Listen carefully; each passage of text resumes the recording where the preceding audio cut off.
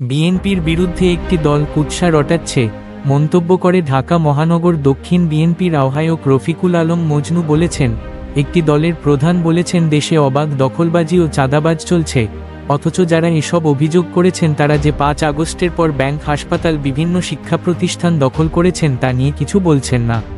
৩রা ফেব্রুয়ারি বিকেলে পুরান ঢাকা লালবাগের আজাদ বালুর মাঠে বিএনপির ভারপ্রাপ্ত চেয়ারম্যান তারেক রহমান প্রদত্ত ৩১ দফা জনসম্পৃক্ততায় এক কর্মশালায় সভাপতির বক্তব্যে তিনি এসব কথা বলেন। মজনু বলেন, বিএনপির অসংখ্য নেতা কর্মীরা বাড়িঘর, ব্যবসা প্রতিষ্ঠান, আওয়ামী ক্যাডাররা দখল করেছে।